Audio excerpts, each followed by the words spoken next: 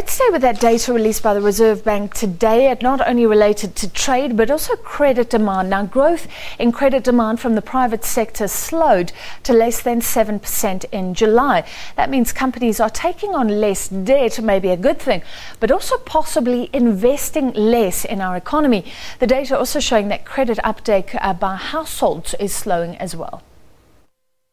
Household credit growth for July eased to 1.4% from 2.1% the previous month. According to Investec Economic Research, the muted underlying household credit dynamics are a function of supply and demand side factors. On the supply side, new regulations relating to affordability assessments and limitations on fees and interest rates are likely weighing on the amount of credit granted. In addition, credit criteria applied to households remained relatively tight. Economist.co.za Chief Economist Mike Schussler agrees.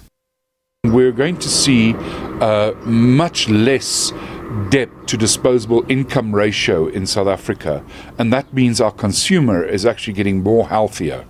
And I think we've got to understand that also some of the uncertainties in the economy are also coming through on the credit extension side, particularly on the company side.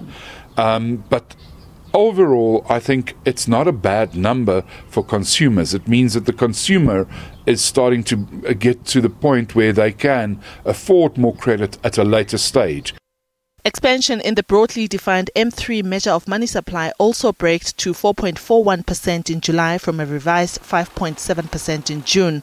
Money supply is the total amount of money in circulation or in existence in a country.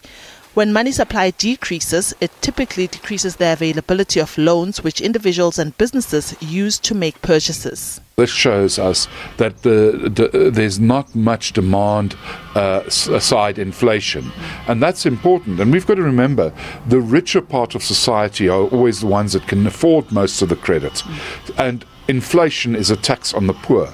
So everybody, Mrs. Khumalo included, should understand that inflation is a bad thing and that money supply, when it grows too quickly, leads to more inflation.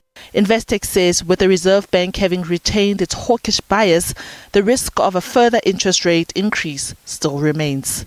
Diaboseto, SABC News, Johannesburg.